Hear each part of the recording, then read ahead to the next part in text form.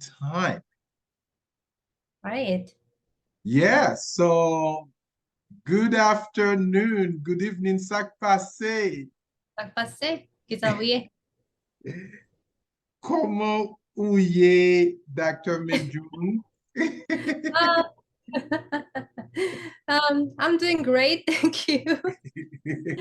How are you? Thank you for having me.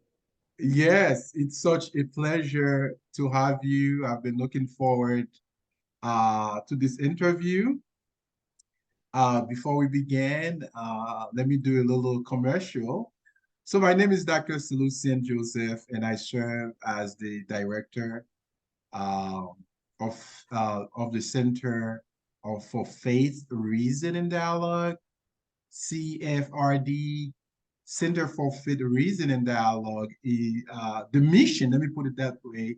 The mission of the Center for Faith, Reason, and Dialogue is to conduct interdisciplinary research on the intersection of religion, culture, and the world of ideas, and to Mm, equip, right, leaders and lay people by providing them with tools and resources so they can engage in interreligious conversations towards peace building and friendship in society.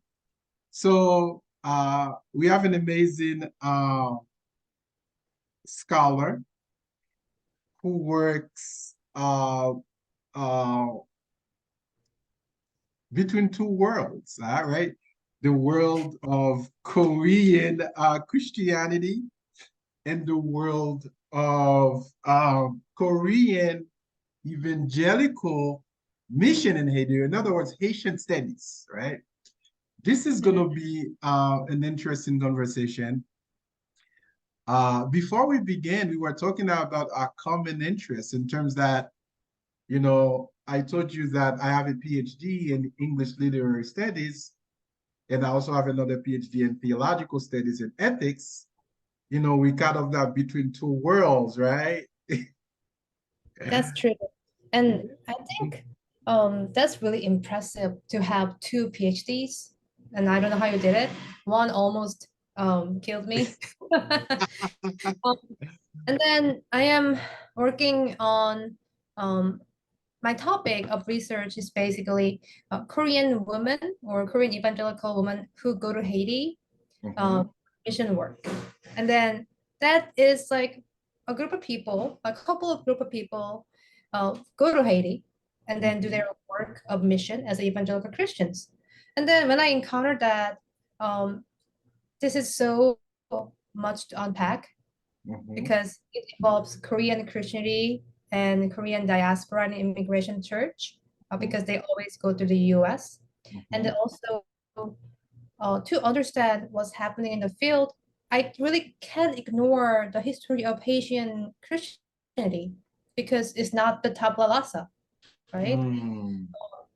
So I am between the two worlds because I must know Haitian history to be faithful or to be authentic about my research, and then just to seriously think about what we can imagine the relationship between the Korean Christianity and Haitian Christianity, and also the U.S. Christianity, because um, they're happening.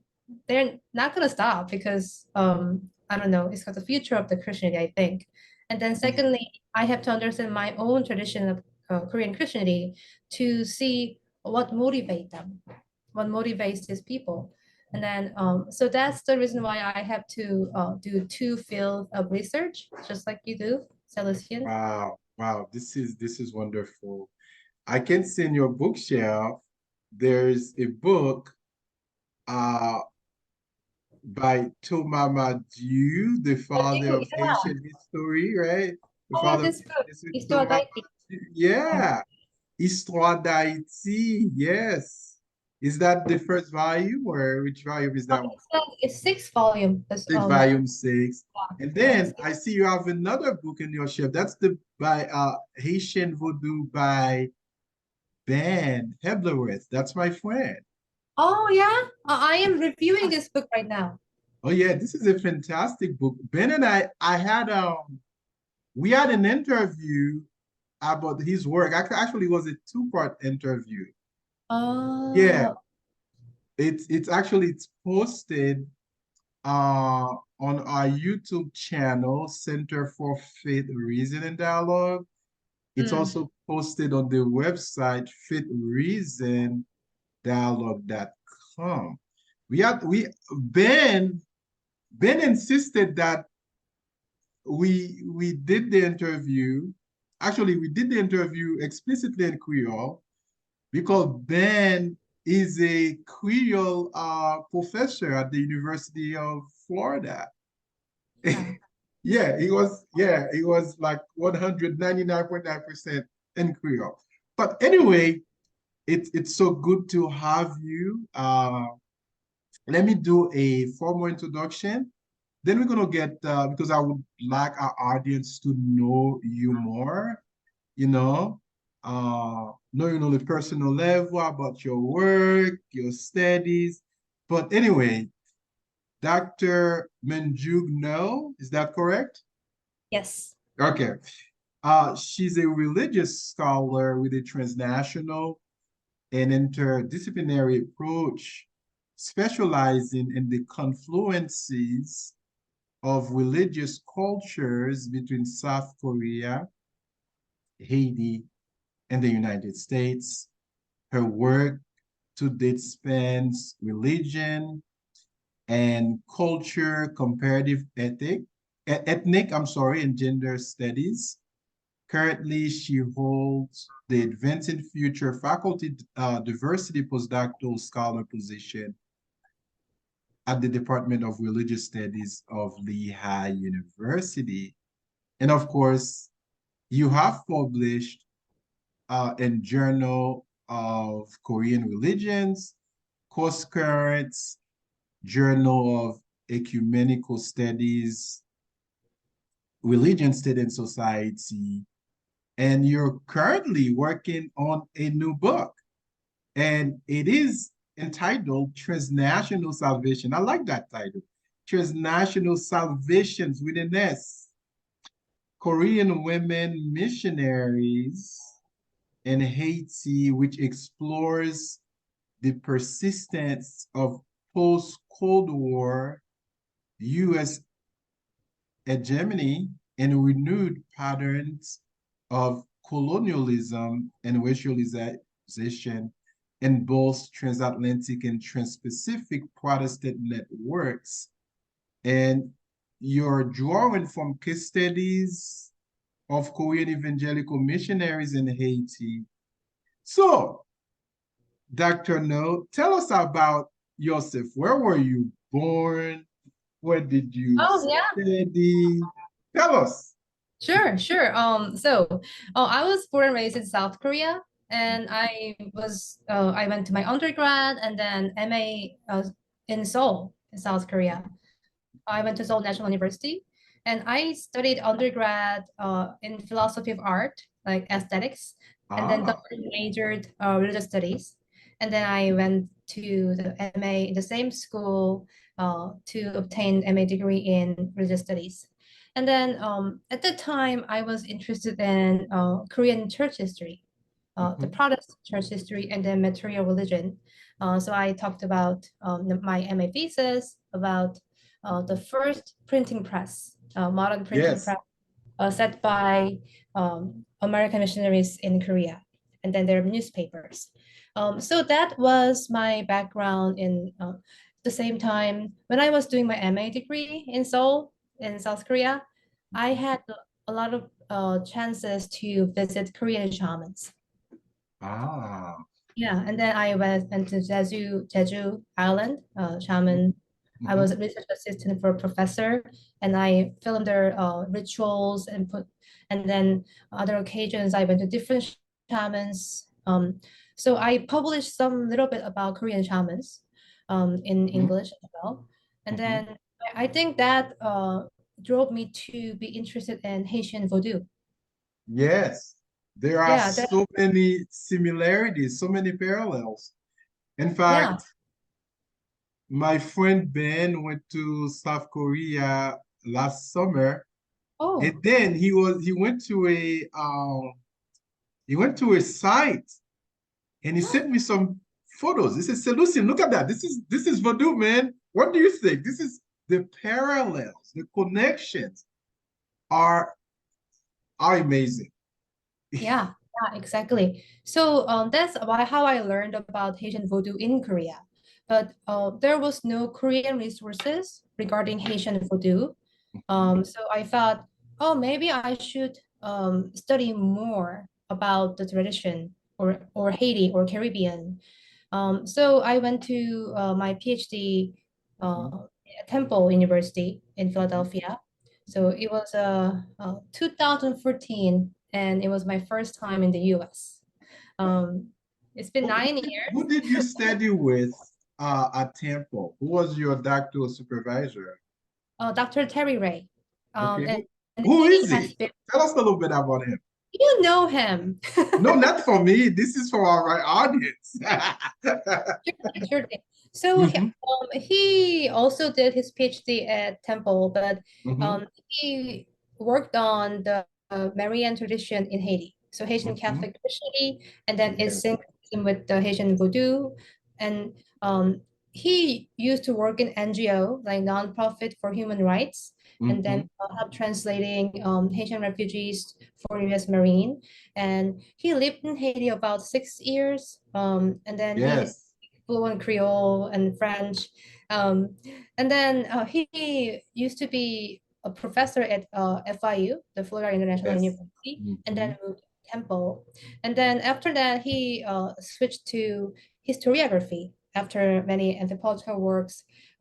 His book in 2017, I think, the Crossing the river? that is the another one That's about another one. Miami Yeah, yeah, ethnographic. yes. Mhm, mhm. And then next one, the Oxford University Press published The Prophet and Prophetess. Yes. Oh, that's a Yeah, powerful text. Oh, that that book changed my life. yeah. And then it's a really heavy work of history.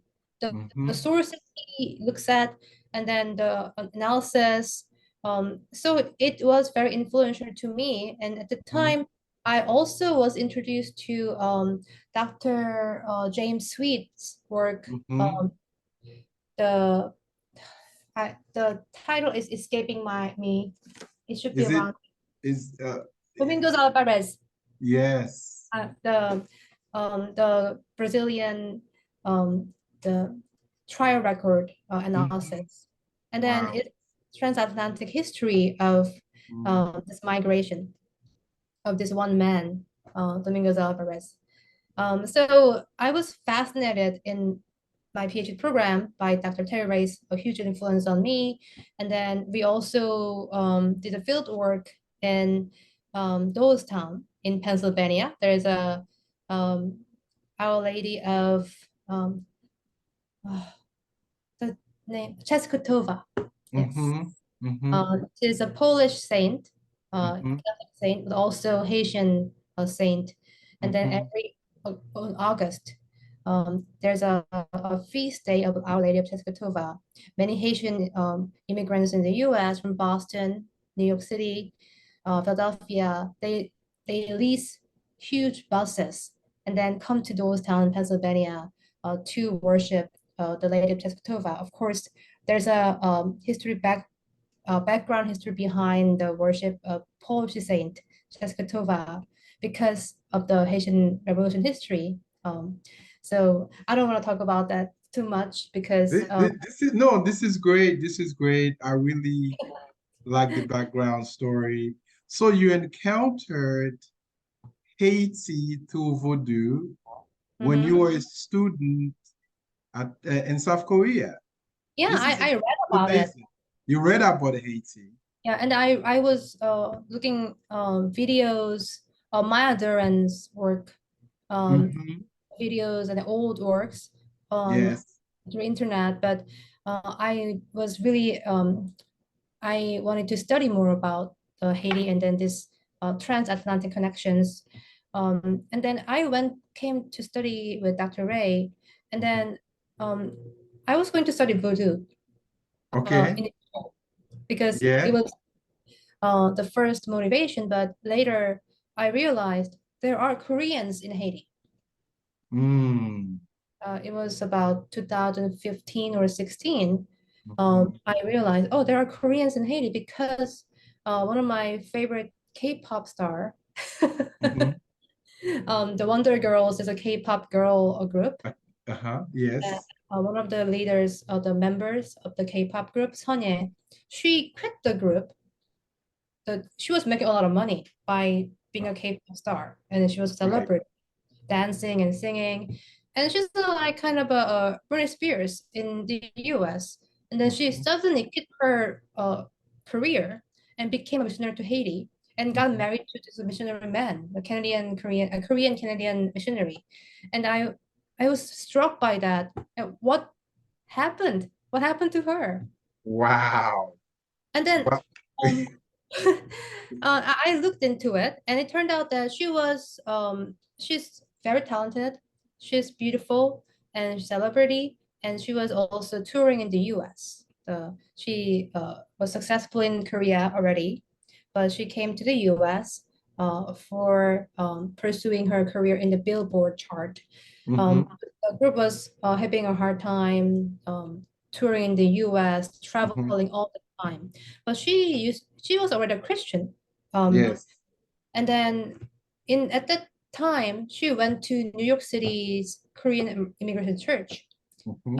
And she was praying, and she had experienced the born again during her tour. Wow. And Wow. that led her to decide um, stopping her career and then becoming a life of Christian missionary. And then this was a huge scandal. She got married and Mhm. retired her career in Korea. That was like huge scandal or huge news. And I realized, okay, this is happening in not just one person. There are many Koreans in Haiti who are pursuing mission work. And then if I'm gonna study Haiti, voodoo is important work, but if I dismiss what's happening in Haiti with Koreans, I don't think I can proceed my study. Um, Wow. What a fantastic connection. Of course, later on in our conversation, we're gonna learn more about your work on those amazing Korean Christian women doing missionary work and social lift work in Haiti. Wow, what a wonderful conversation. And of course, I'm familiar with the work of Terry Ray. Terry is a great scholar who mhm. produces great students. Who Oh, produces thank great you. students. Yes, yes. For information, I'm the first student of Terry who studies about Haiti. The first Wow. student. Mhm. It's been at Temple for like 10 years. And Yes. I was the first person to study about Haiti among his doctoral students. Wow. So This I is was surprised to know that because he's a very important scholar. very, very important scholar. Um, yeah, great stuff. Wow, this is amazing. Now, in this conversation, we're going to explore two topics, right? Mhm. I want us to talk about the birth and growth of Protestant Christianity in Korea, especially South Korea, Yeah. and of course, Korean Transnational Evangelical Mission in Haiti. What many people do not know is for the, I would say in the past, maybe 50 or something years, 50, 60 years, Christianity has blossomed, right? Yeah. Continues to blossom in Korea. But I was watching a documentary. last month. The guy was interviewing the young Korean people from different religious perspectives. In fact, they were complaining about South Korean Christians, that they have no tolerance for their religious perspectives. Yep. And they were also talking about the decline of Christianity. It is declining. Yes. And it was an interesting conversation, right? Hmm. The guy interviewed, not only he interviewed people from different religious perspectives, there were two or three individuals with no religious association. They identified themselves as atheists, right? Yeah. And so, why don't we begin? So, again, we're having a conversation. We're going to relax people. That's how we do it at the Center for Faith in Reason and Dialogue.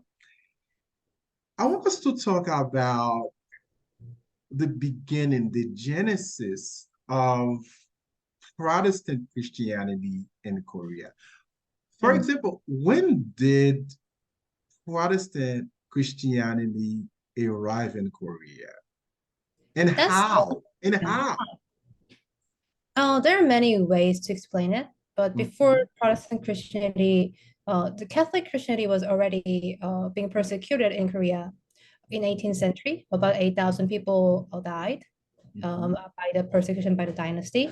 But Protestant Christianity, many people say that the first arrival is the German missionary Gutschlaf, or some people say that Thomas came to Korea early 1880s.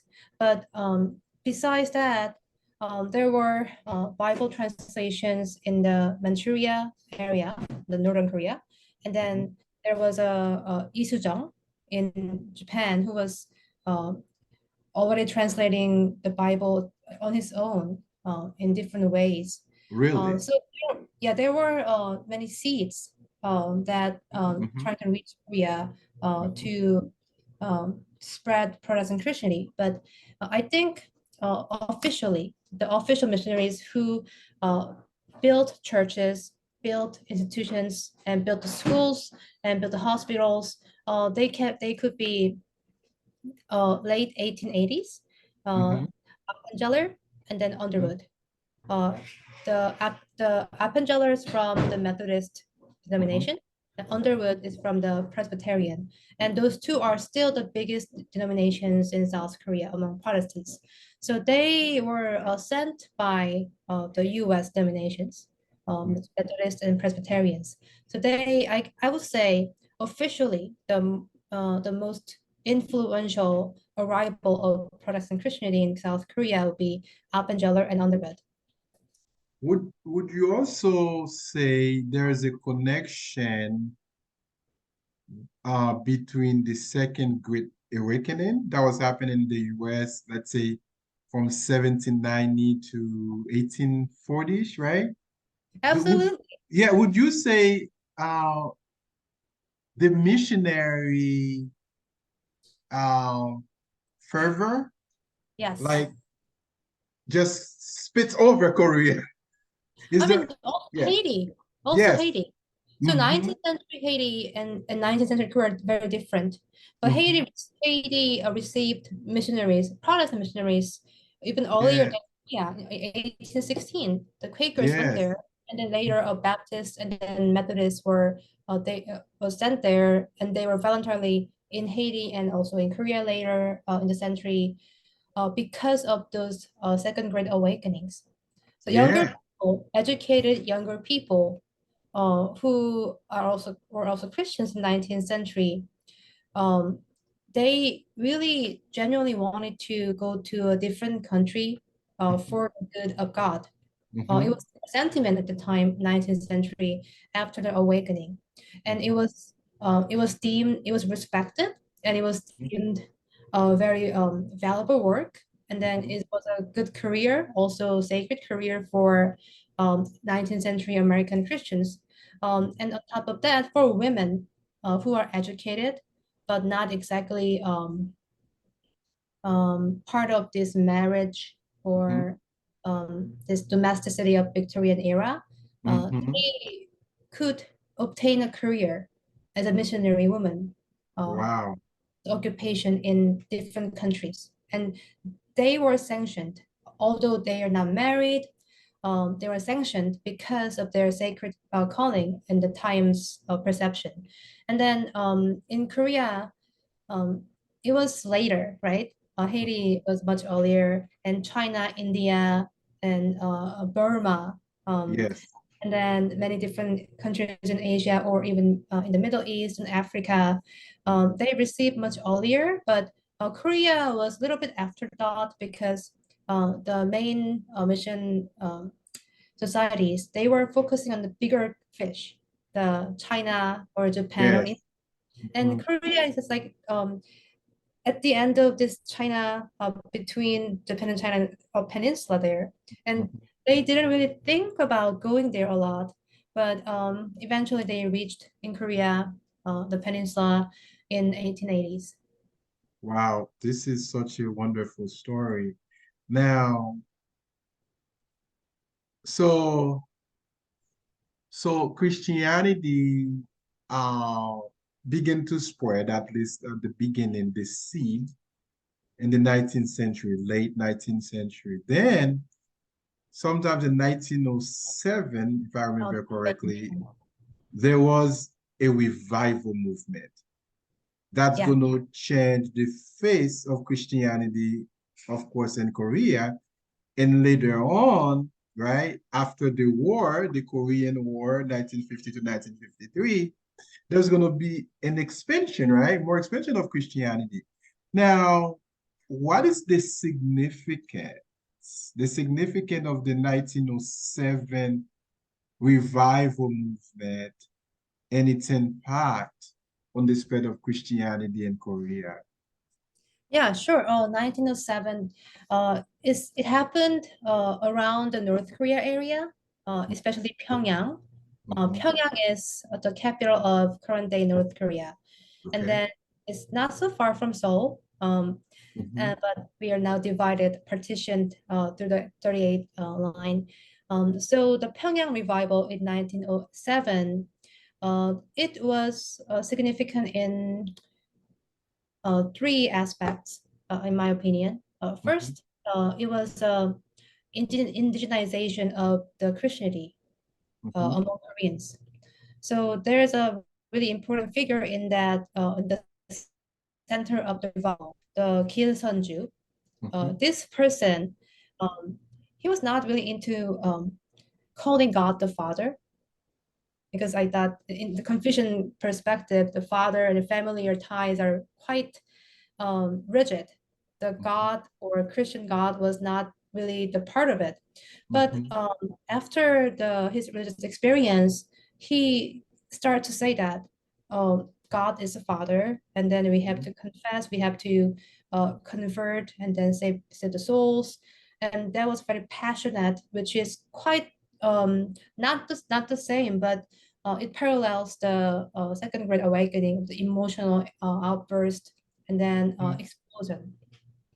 So I will say it integrated the Confucian norm, existing Confucian Mm. norm of South Korea and Christianity in that revival process by this one figure and other people. And then that was the one significance. And secondly, because of that integration, Mhm. it could spread widely. So many people converted in North Korea area, especially. So 1907, there's a photo collection published in Korean. Mhm. And if you're interested, there's a UCLA professor, Mhm.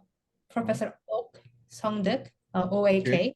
Yeah, Okay. he's the endowed chair of Korean Christianity.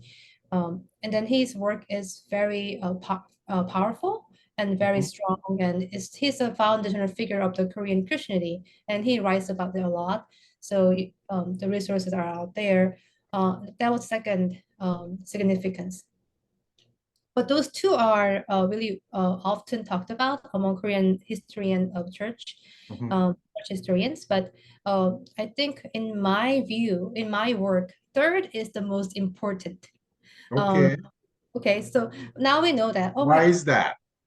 Tell us. I'll tell you right now. Because third, so we now know that there's so many Christians uh, now converted into Christianity in North Korea area, right? In Mhm, early 20th century.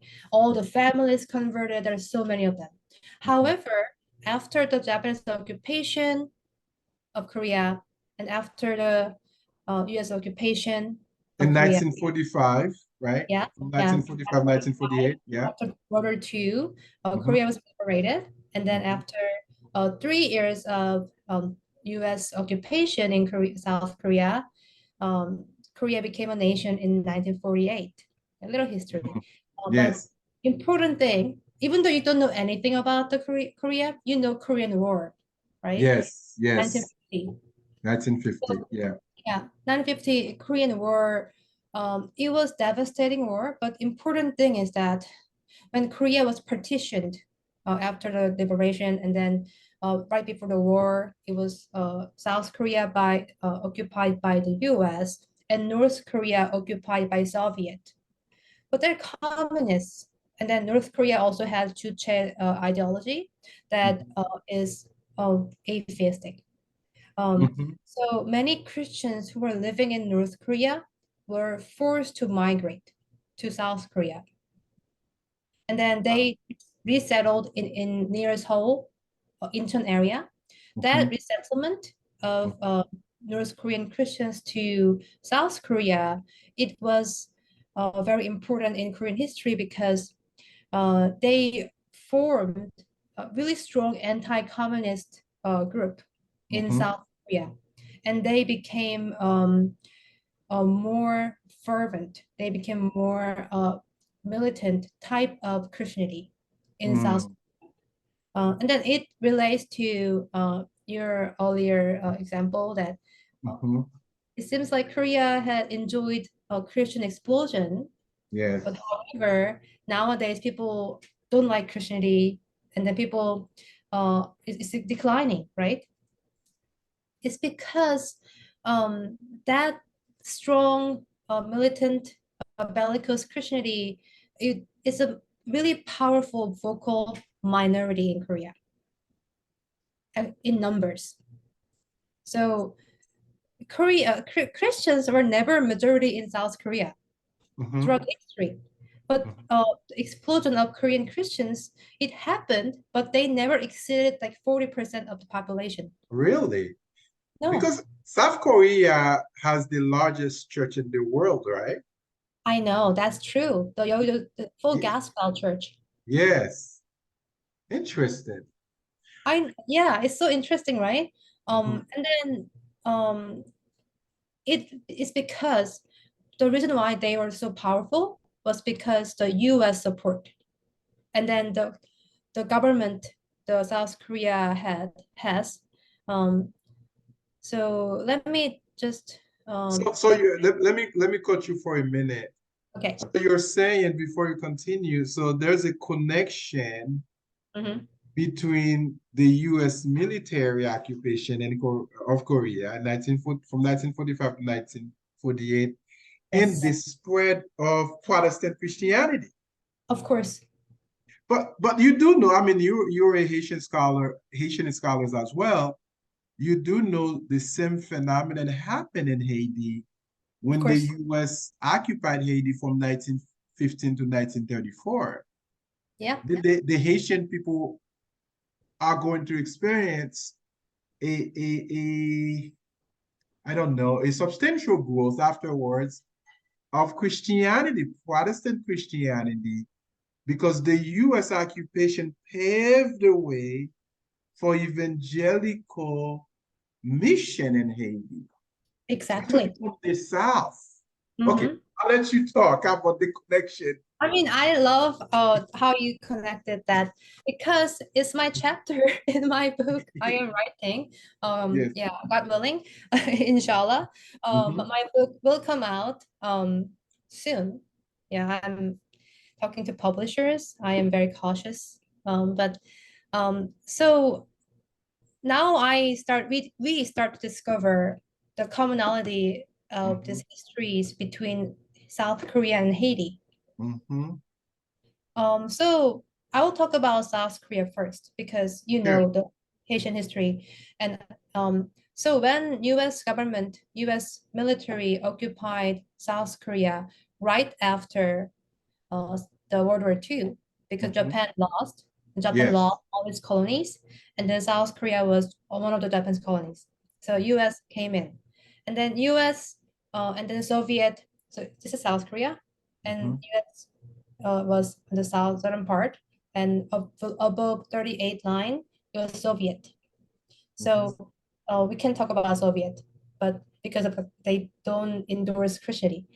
But on the US side, South Korea, what happened was they needed translators, the US military government, and they needed bureaucrats, they needed administration people.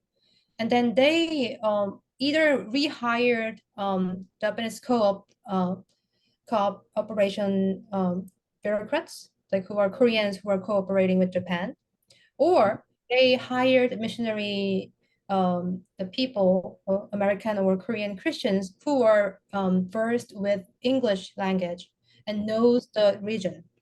So many Christians, Protestant Christians, became the got adjacent to power of U.S. military occupation government. And that was the beginning. And then after the Japan left South Korea, there are so many lands and so many buildings Japan left behind with no owners. Wow. So those assets were distributed to discretion of the U.S. military government, and then Okay. it went to private sector or public sector. But at the time, the churches, especially Protestant churches, received enormous amount of lands and buildings from U.S. government, occupation government. That disparity could not be questioned because it was under the occupation. So Yes. Protestant Christianity in Korea had a lot of advantage during that time occupation period. And then even the U.S. constitutional idea about secularism, the divide between the government and the church or religion, it was also implemented at the time. And then during the U.S. occupation of Korea, and it was also moved to Korean constitution we have right now. So So that did they change the constitution to impose their own laws? they wrote the constitution. Okay, because they did that in Haiti. Yeah, they did. They changed the land Yeah, ownership, right? yeah, they Constitution. did. They re, yeah, Yeah. yeah.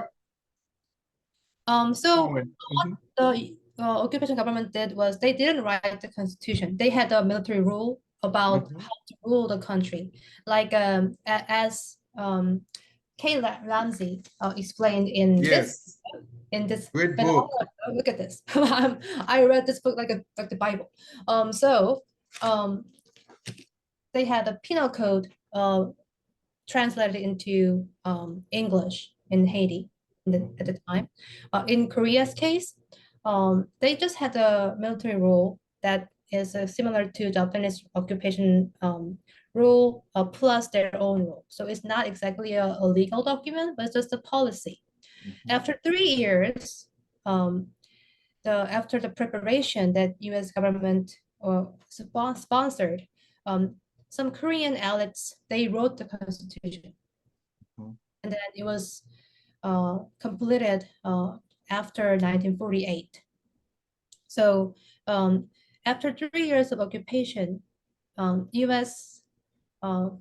Helped or sponsored Koreans build their own government, the Republic of Korea, the current day Korean nation state is still continuing. So I'm sorry. So you're saying the U.S. occupation with its connection with evangelical Christianity, would give birth to the modern South Korean nation. Yeah. Okay. And then another example, the first Korean president of right after the U.S. occupation, the first president of South Korea, Syngman Lee, he lived in the U.S. for 30 years.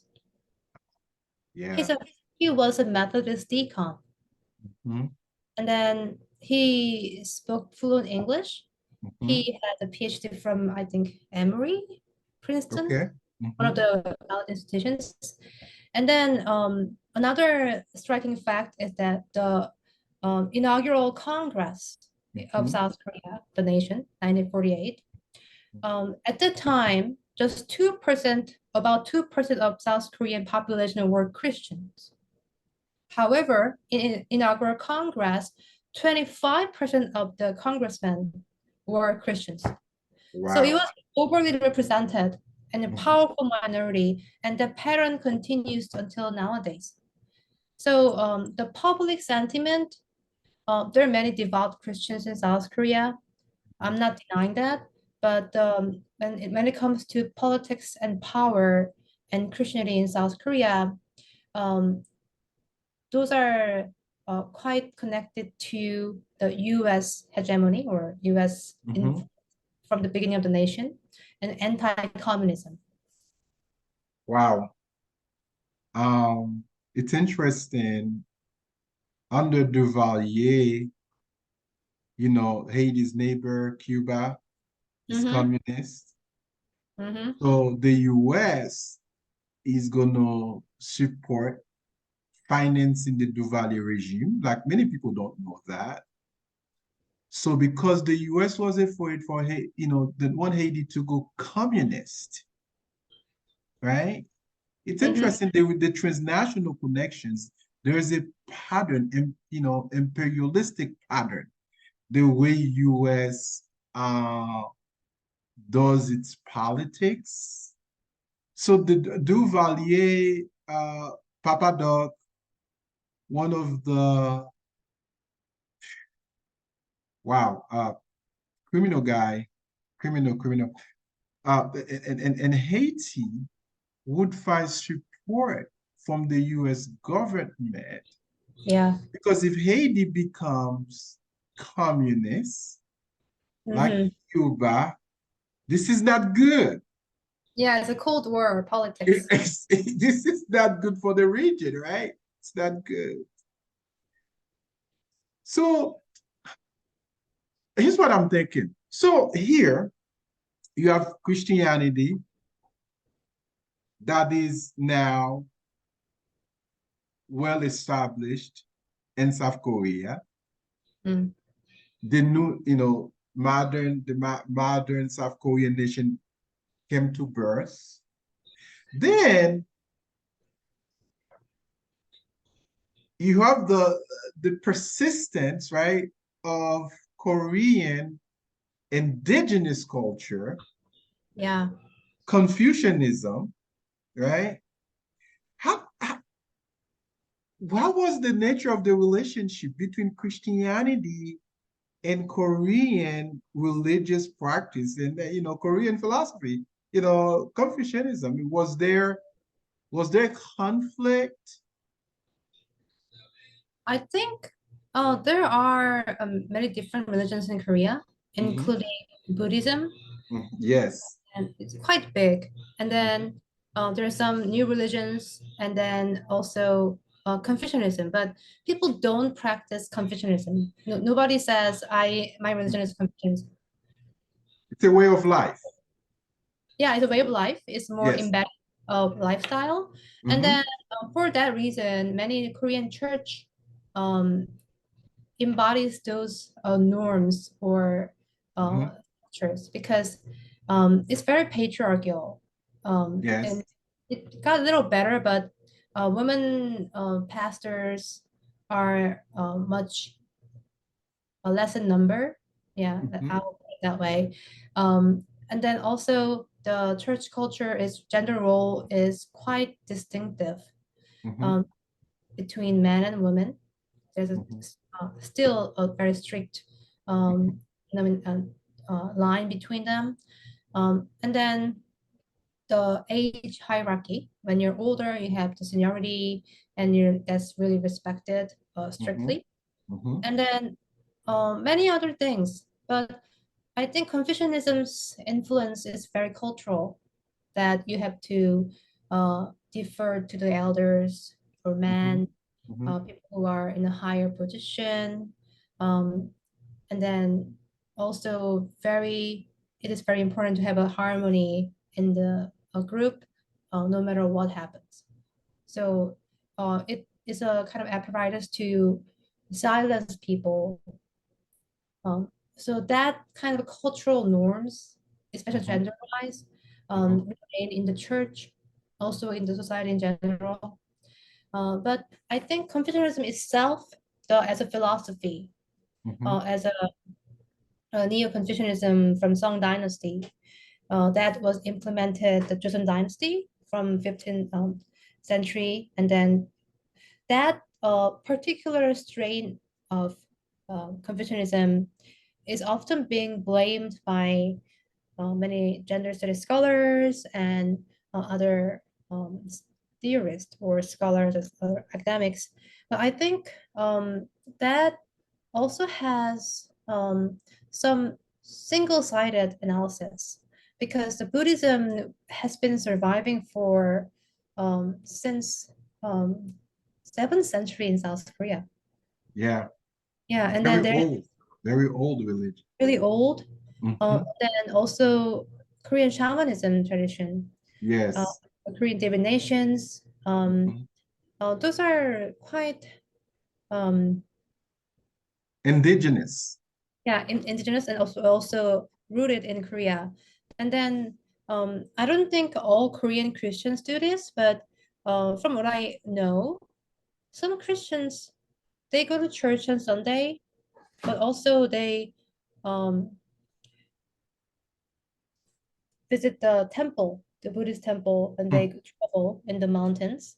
And then Mm. many also they go to shamans to seek good luck. Well, that sounds like Haitian Catholics. That's what they do. They never, my grandmother was a prominent Mambo voodoo priestess Yeah. in her little home town in northern Haiti. She never missed the Catholic Mass. But, and she didn't see any conflict, any tension between Catholic Christianity and voodoo. She Hmm. never missed a church. She was a pious Catholic Christian. So I think um, the relationship between Korean Christianity and other religions in Korea, it is difficult to put in one Mhm. sentence or even one paragraph. Mhm. But I think what you gave me, the example of your grandmother, and then Mhm. my example from some women go to church, also go visit shamans, Mhm. is quite combined, or people don't see them as two different things. No, they don't. Mm-mm. So that is not a contradictory, because the thought process is Mhm. not exactly European Enlightenment style. Yeah, it's not. It's more about Mm. integrated life philosophy or life worldview, that you seek what you need. Mm. Now, I wanted to return to something that you said. You were talking about women and in Confucius Korean traditional culture. Now, in 2020, I believe you published a brilliant article that appeared in a book called Exploration in Protestant Aesthetics. Oh yeah, Your article embodied aesthetics in transnational Korean Protestant Christianity. you use the concept of Christian aesthetic of progress. Now, Mm. I do want you to talk a little bit about you argued against a dominant thesis that Confucianism, as part of Korean traditional culture, was oppressive to women. And you said, no, no, no, no, we should not blame Confucianism for women's oppression and for gender, for example, gender inequality in Korean American churches, for example. But at the same time, you stated that some people have argued that Christianity had helped Koreans overcome I'm quoting you now, their pre-modern Confucian culture and thereby elevated women's status, right? So now, and I'm thinking you were also arguing against that thesis. Is that right? Or Yeah, did I am arguing against it. Christianity really help women? And yeah, you're arguing against that thesis. Did Christianity really help elevate the status of women in society? That's one. Is Korean traditional culture, Confucianism, is it really oppressive to women? So I think there are a couple of things to clarify, but Mhm. I think what I am trying to precise there is that there's number one is uh, people are identifying Korean traditional culture with Confucianism. Okay. And that was something that is kind of a logically not correct. Okay. Um, we discussed about many different aspects of Korean culture. And then secondly, and then after identifying Confucianism with the Korean culture, Confucianism has become a symbol of gender oppression. That's a Hmm. really simplistic view. Um, Yes. I do acknowledge that there are aspects of Neo-Confucian thought also how Joseon Dynasty social norms Hmm. incorporated those Neo-Confucian norms into their social policy or social practice that oppressed the women. Like Hmm. when it comes to um, inheritance to women, it Hmm. used to be equal inheritance in before the norm has been the major um, the impetus. But later, after that confusion norm became the mainstream, the firstborn son gets the most inheritance, and then women don't get much or nothing. So that kind of norm or legal changes are, yeah, they are because of Confucian ideology. But at the same time, we should not ignore the idea about women's oppression equals Hmm. traditional culture. Okay. Christianity is saving women. Hmm. Christianity from the West, Hmm. saving women's status or they Okay. elevating women. Hmm. So that is, um, I think it's like an apologetic argument from Christian missionary perspective. Um, so I'm not saying that the traditional culture in Korea was great. I don't want to live there. I don't want to live in that kind of time. Yeah. I I really think that there was oppression. But Hmm. um, I think the US or American missionaries who brought Christianity to Korea, uh, in many aspects, they improved women and people's lives in Korea. At the same time, they introduced different forms of oppression as well. Hmm. US, the different disparity between different countries, Hmm. or disparity between the race, and the Hmm. disparity between still men and women, because Hmm. um, the Victorian women's gender norm that the missionaries were subscribing to, they were not exactly gender equality. So maybe it was substituted by different kinds of norm that is not perfect as well. Wow. Yeah. Well said. Now, um, it's interesting how you mentioned that although you did not say that explicitly, but you inferred or you implied the rich diversity of the Korean culture. So, Mhm. so you're saying, okay, look, the Korean culture is not monolithic. Mhm. You know, people have different perspectives, just like I've been arguing for the Haitian culture, where some people would say, okay, when they're talking about religion in Haiti, they would say, you know, voodoo. But that's not true. When you look at Haitian history, even in colonial time, there existed 4 to 5 religions. There was a small Jewish community Yeah. in colonial Haiti.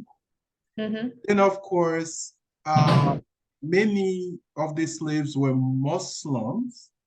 They Yep. came to the island with their Islamic belief. Mm. And of course, many of the slaves were already Christian. They did not become Christian in Haiti. In fact, the Republic of Congo embraced Christianity before Already.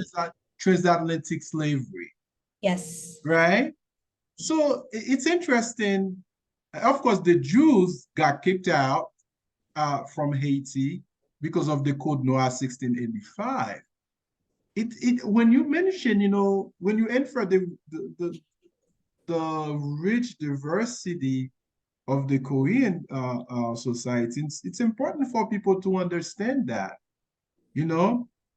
And I've been making this argument for Haiti as well, for people to appreciate the rich diversity of the Haitian nation. Yes, Vodou is one of Haiti's dominant religions, Mhm. yes, like Christianity. But what do you do with those Haitians who are Muslims and those with no religious, with no faith? They're also Haitian. Mhm. Yes.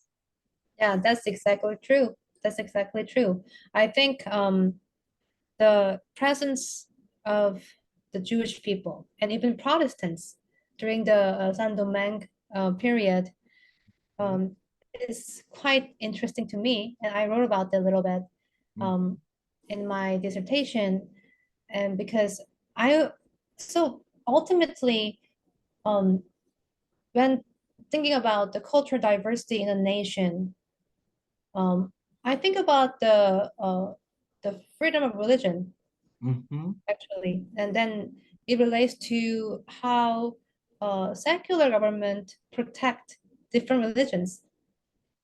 mhm, And then Haitian constitution fascinates me because it used to be a Catholic constitution. It mhm, confessed Catholic faith in the first, the Republic of Haiti, uh, mhm, Celucien, and then later Boyer, they mhm, all included that clause. But mhm, later it became more and more interfaith, it more and more um, open to different faiths. So that process is so different from South Korea. So that mhm, was fascinating. And then another thing is that um, the Muslims in Haiti, in the Wakaimang ceremony, there's Fatima. mhm. Isn't Fatima a Muslim name? Yes, many historians, that's what they said, yeah. Mhm. So it's fascinating. It is fascinating. Interestingly, after uh, the earthquake, Mhm. and of course you wrote about this, right? Now, the Muslims, Islam continues to grow in Haiti. Mhm. When I was working when I was doing ethnographic research for two volumes that I published in on Haitian Voodoo, Mhm. so I went to a place called uh, Limonade. Limonade. Yeah, Limonade. In fact, as you're driving there, uh, not too far from the University of Henri Christophe, Mhm. there is a Muslim not temple, how do you call it? Well, Muslim temple there. So, Mm. and a mosque. Yeah, a mosque. Yeah. Yeah. So it's interesting there, they're teaching Haitian students, Haitian kids Arabic. There's a school there. Oh, That's where the kids live. oh, that's so interesting. That's striking. I I mean, know. I know. in Korea, when I did my field work in Haiti, um, there was an orphanage in Mhm, I think it's Taba, mhm, um, near the airport, and then mhm. there's an orphanage, and then the children live there. It's orphanage, of course, and they speak Korean. Interested. That's that's so diversity in Haiti is striking. I just also the travel agency who aided my field work is run by Seventh Adventists, Wow. and it's very interesting. Very interesting.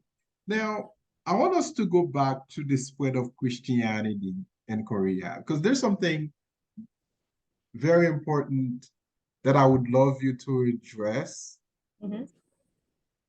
Now, we know the US military occupation was a booster in many Yeah, ways to the yeah. spread of Christianity. It contributed to the birth of modern South Korean nation, the modern South Korean nation. But I want you to talk, if you can like tell our listeners maybe 3 to 4 ways, different strategies Christianity, South Korea experience the exponential growth of Oh Christianity. yeah, of course. Yeah, how? How? So can I compare this to Duvalier? Sure, of course. Duvalier was an ethnographer. He was a voodoo priest. Mhm, Was a Ungan, and mhm, then so it was a little different dynamic from Duvalier, although he was supported by the U.S. uh, mhm, to prevent the colonization of the Haiti. The Duvalier, the Papa Dog, and then the Baby Dog, those mhm. are alternative regimes that supported by the U.S. for the Yes. U.S. right? Mhm, Um, South Korea had a similar instance. So mm, uh, Park Chung-hee, Park mhm, Chung-hee, mhm, he was also a dictator in South Korea from the 60s to until 1979. He was assassinated. mhm, Um, about 20 years, 30 years, 20 years of the dictatorship by one person. And then he was not that religious. He was not a voodoo priest. But he was secular military man, but also backed by the US because he was anti-communist and the mhm, US did. So South Korea received US aid and then lots of support financially, also military, and also different kinds of cultural support from the US during that Park's authoritarian regime. And at the time, the evangelical Christianity, it was introduced. Of course, it was already there, but mhm, U.S. branded, Billy Graham branded evangelical Christianity, Campus mm. Crusade, Did uh, you say Campus Crusade? yeah, No. Campus Crusade, Okay. yeah, Mhm, and then Billy Graham evangelical mhm, missions. mhm, They entered Korea through the U.S. government's kind of a introduction, and then mm, they were effective in South Korea because they also were endorsing anti-communism. Mm-hmm. And then they were the alternative um, ideology or spirituality in South Korea, as opposed to communism. And then another thing is that US evangelicals were very interested in sponsoring South Korean children after the war-torn poor country. The US evangelicals were really interested in South Korea, how we helped this nation to from the rubbles to successful nation. And then South Korea was benefiting from that narrative, this transnational sponsorship and Mm, also evangelical Christian growth. And this is a very systematic um, mm, structure that South Korean Christianity could grow under the support of this authoritarian regime, Park's regime, and the U.S. support. So that there was a really good soil to grow, and people were in trouble at the time. They were in after the poverty in South Korea after the Korean War. They have to build from the from the ground, and then the Christianity, I believe, it helped people to cope with those difficult times. mhm, Um, and then those gospels, or people say that there's a prosperity gospel, now is really criticized a lot. And I think it's a good criticism because it's different from other kinds of Christianity. But that idea, that kind of message that promises your economic and social success, it works for people. And mm, that was actually the Yoido's full gospel church. The mhm, we know that is the biggest church in the world. They claim mhm, they became much more uh, famous and powerful due to their preaching of the Korean version of prosperity gospel. And they were also not persecuted by the government. They were not apolitical, anti-communism type of churches. They flourished under this dictatorship. Wow, this is amazing. So, we're going to transition to the second part. You know what you just did? This is Korean church history 101. And in fact, was it last semester you taught introduction to Yeah, Korean church, Christianity? Yeah. Korean, yeah, Yeah. Wow. I We, did my training, and then also this is I taught in the seminary, the through theological school, mhm, which is a very historically important school in mhm, Methodist history. And mhm, then it has special connection to Korea. If you remember, and I a long time ago, like about 30 minutes ago, I mentioned one of the first missionary to South Korea, Korean Peninsula, was Appenzeller. mhm. Appenzeller went to theological school. He's from that school, and now Koreans are going there to study. So it's a really a important legacy. And then Drew Theological School, which I don't teach there anymore, but has a really great interfaith and social justice initiative. Mhm. So I'm really happy. I was really happy to teach that to many students in the school. So although I don't have any theological training, I'm a lay person. Well, the title of your dissertation is Transnational Salvation and the Gendering of Habitus, Yeah, Korean Women Protestant Missionaries in Haiti. So here's my first question for you. This is this is like I said before, we were talking before we start this conversation. This is a brilliant uh, dissertation, thank you. and we cannot wait for the book to come out.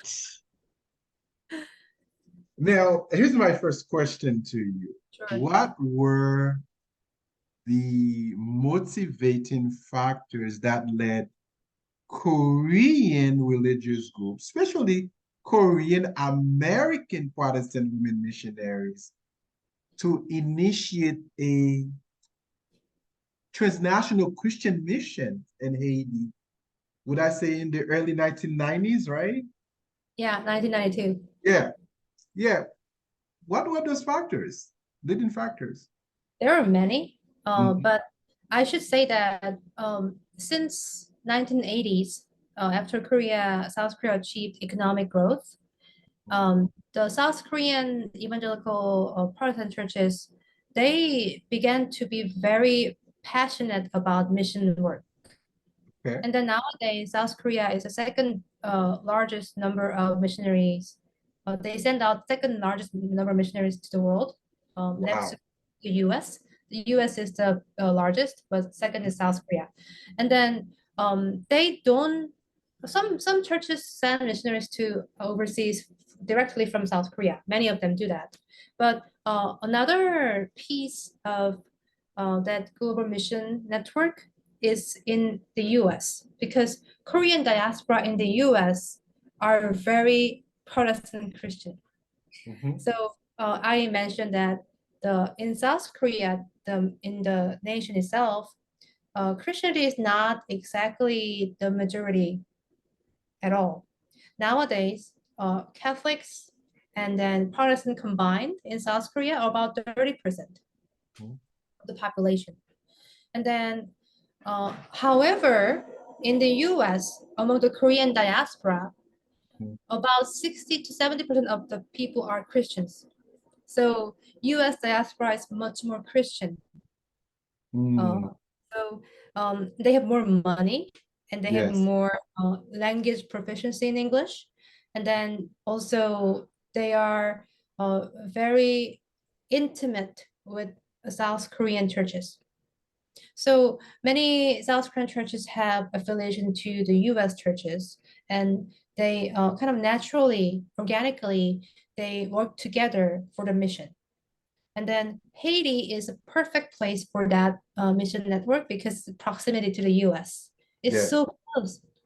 And then many churches in New Jersey, and then also in Georgia, Florida, and DC area, and Virginia area, the Korean American churches in the area, they love to send people to Haiti, but not right now. It's difficult to go to Haiti right now. Mhm. But before, even until, yeah, before pandemic, it was quite active. Mhm.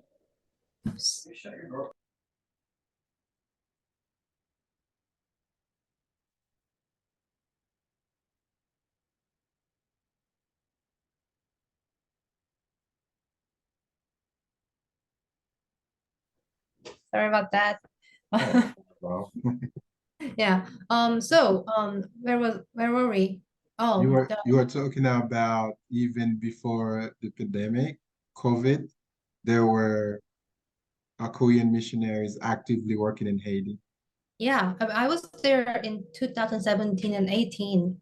Mhm. Um, and at the time there was 49 stationed missionaries, so who are living there in Haiti. Wow. And then I don't know what happened now because most of the missionaries went back to uh, Korea or the US. I know of one group of missionaries who are still in Haiti. Their updates were uploaded last June and July. So um, I hope they are safe. Mhm. And then, so those proximity to the US, it was one of the factors. And then I have to mention that Haiti is not the only one place that Koreans go for missions. Mhm. um, because many Latin American countries, like Costa Rica, and then also in the where is it? Oh, Mexico City, and Mhm. many Latin American countries in India and South Asia, there are many Koreans missionaries are there. Wow, this is wonderful. Now, are those missionaries the one who went to Haiti, even in the early 1980s, were they affiliated with any major mainline Protestant denomination, like such as Southern Baptist or Presbyterian or other? Yeah. Many of them are Presbyterians. Yeah, Okay. because many Korean churches actually the Presbyterians are the biggest denomination in South Korea.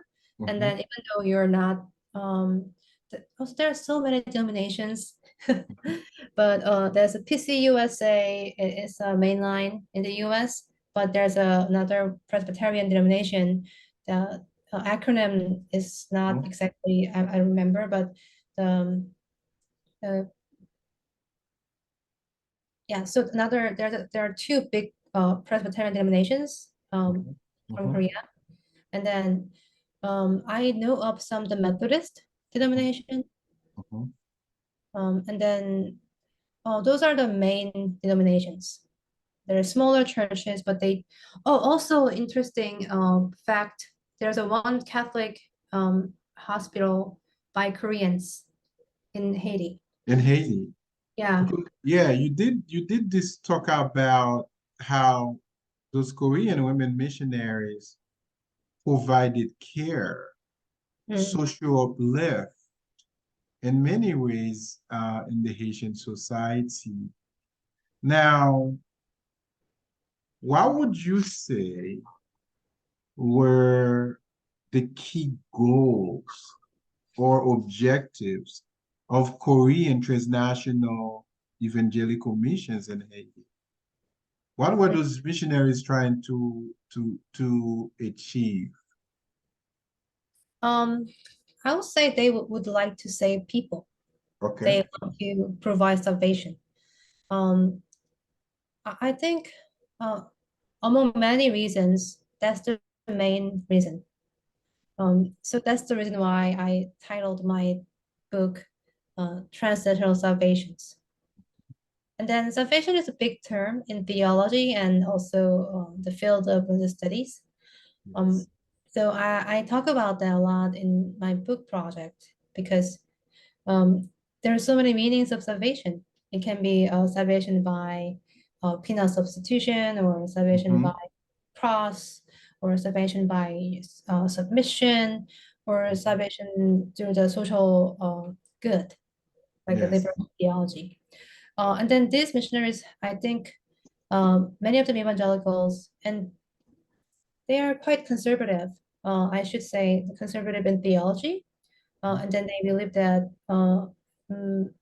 as many U.S. evangelicals are believing, I believe, um, people can be only saved through the Jesus Christ. So that's Mhm. their motivation for mission ultimately to provide a broader degree of salvation. And then there are social reasons too. Mhm.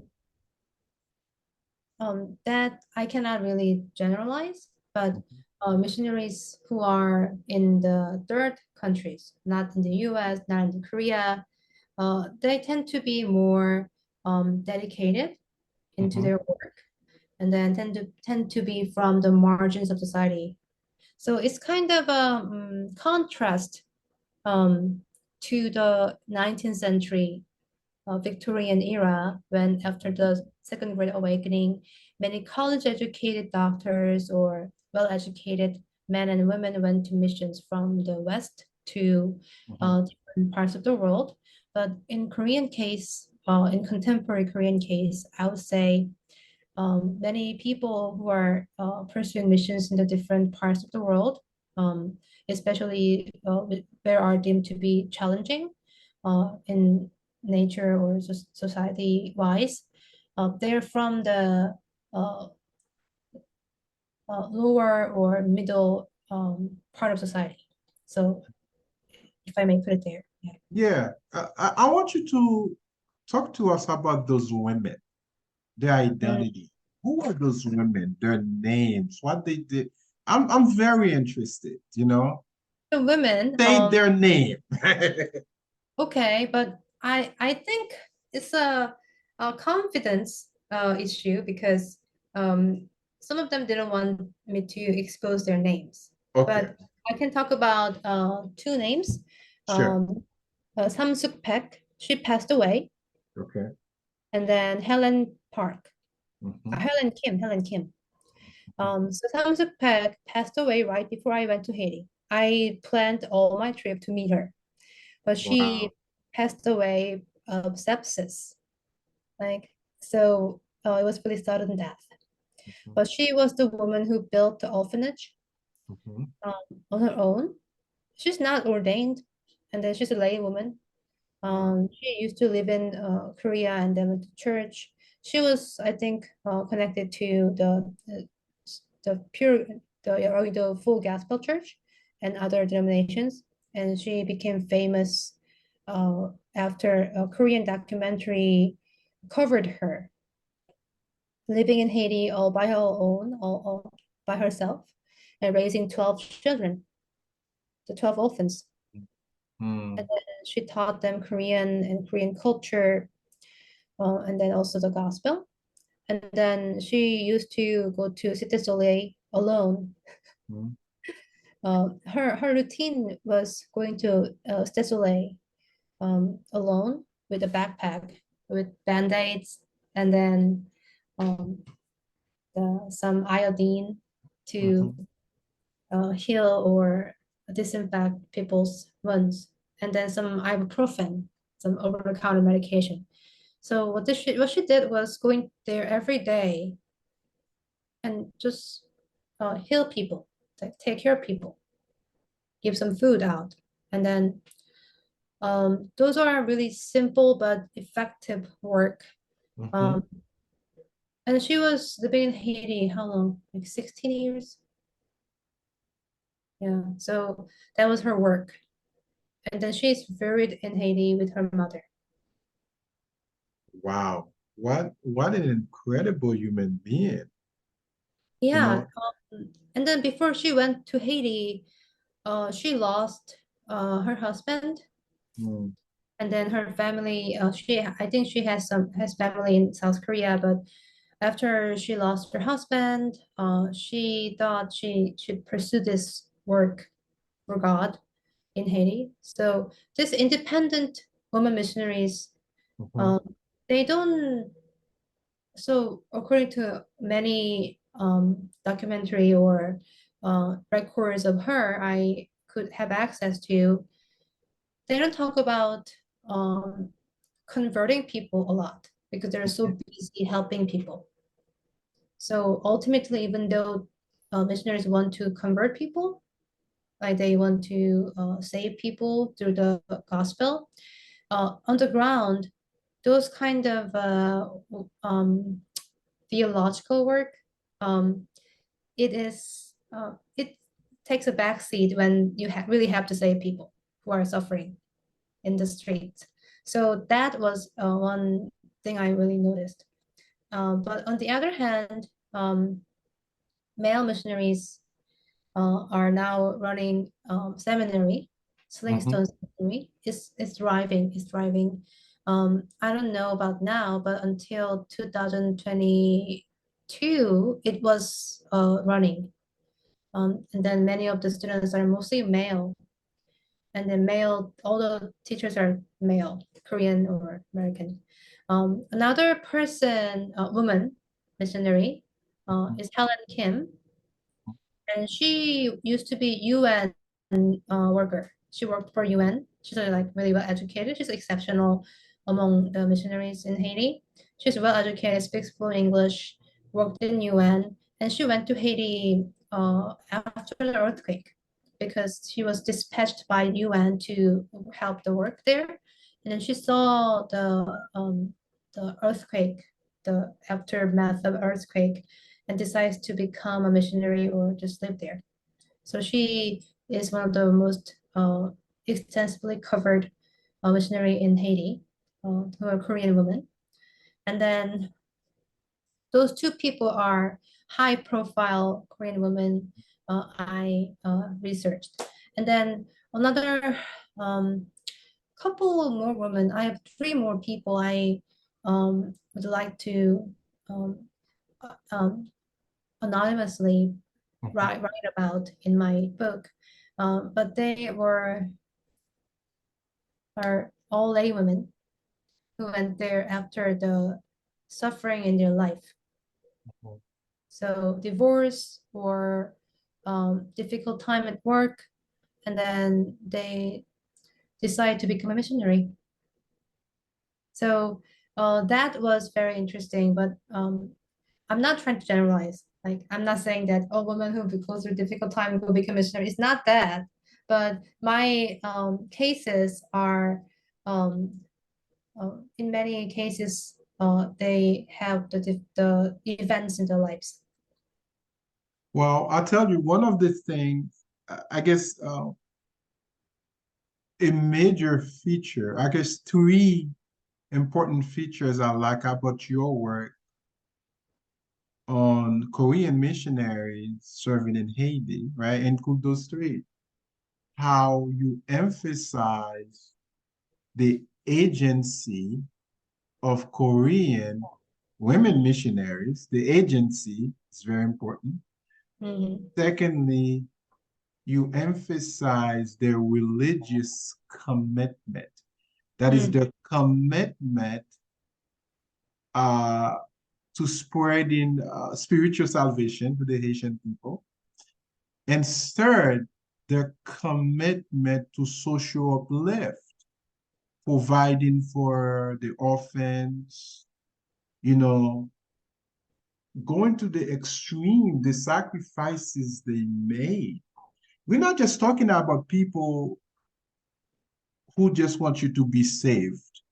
We're talking about a group of women who see or understand there is an intimate connection between spiritual salvation, okay, and what we call in liberation theology, social salvation.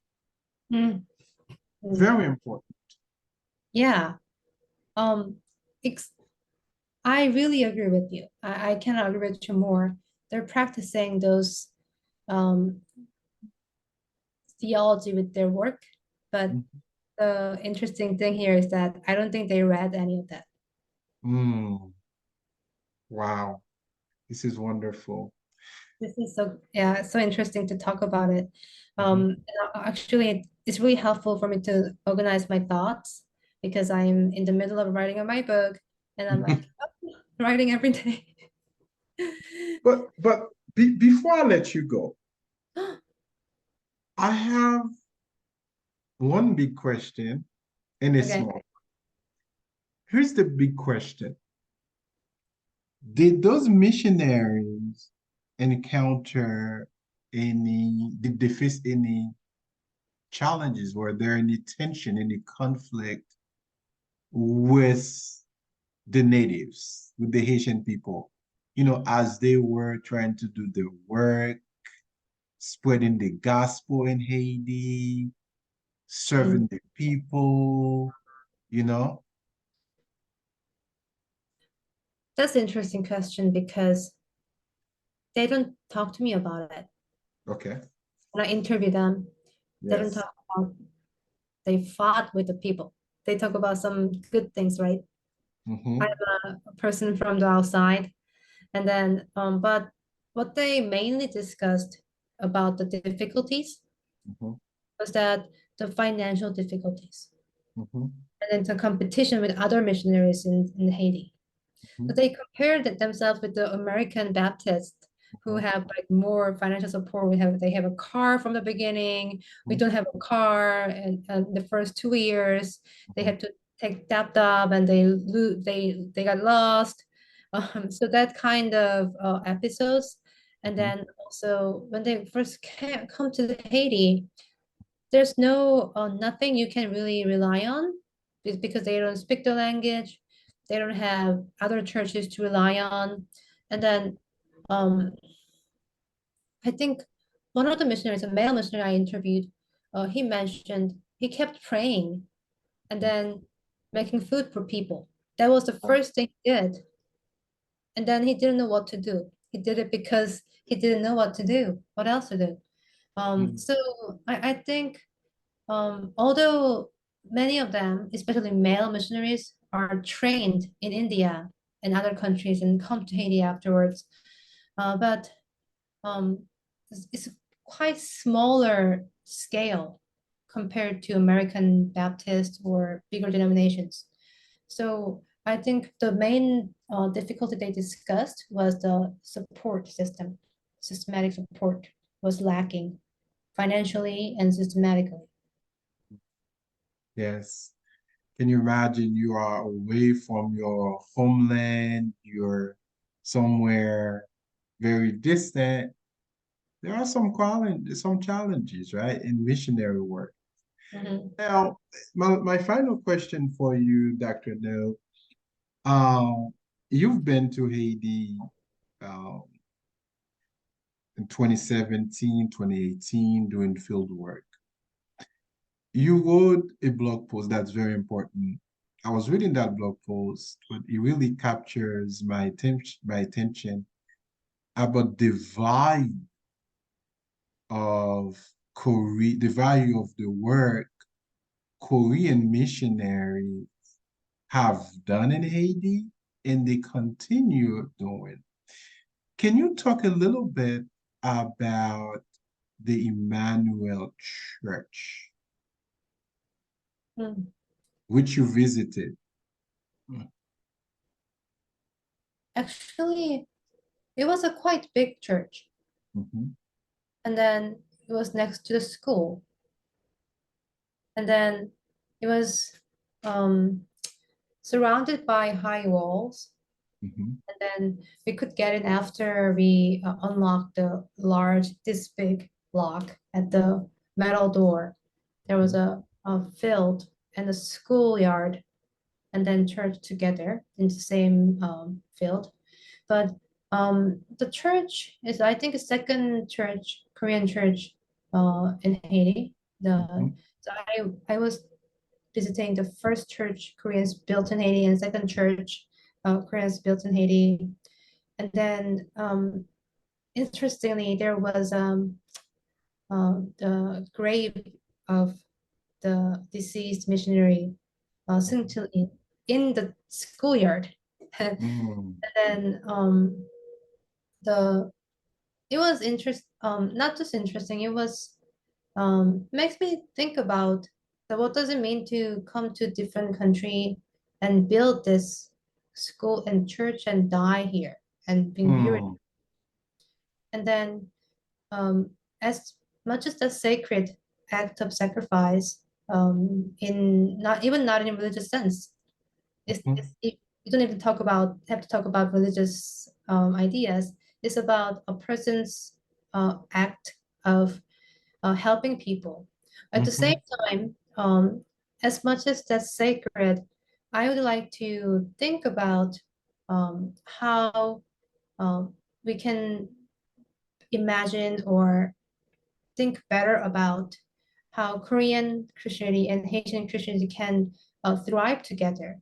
Because mhm, I see that I didn't talk about it a lot, but the racial issue in the U.S., Haiti, um, is a big problem. The racial discrimination, and then the missionaries are also mhm, contingent to it.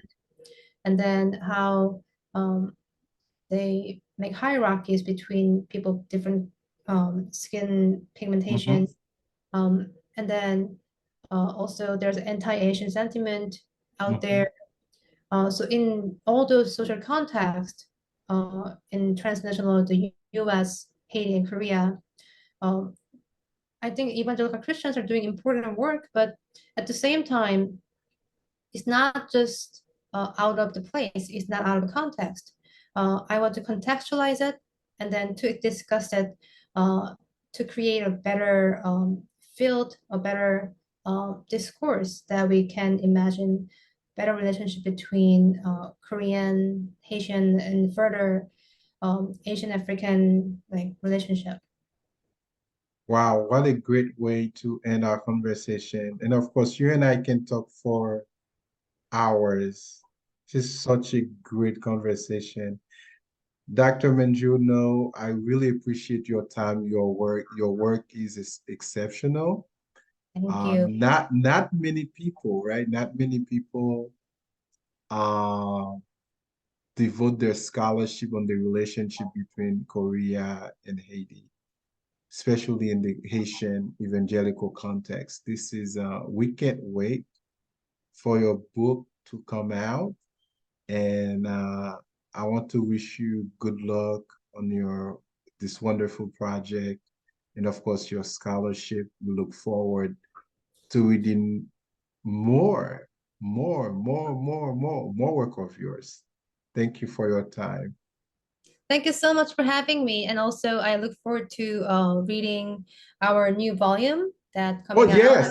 yes. I Also, forgot. yeah, continued conversation at Kusamba in Yeah, Morehouse yeah, College in the coming October. So yeah, it was a great beginning of our conversation.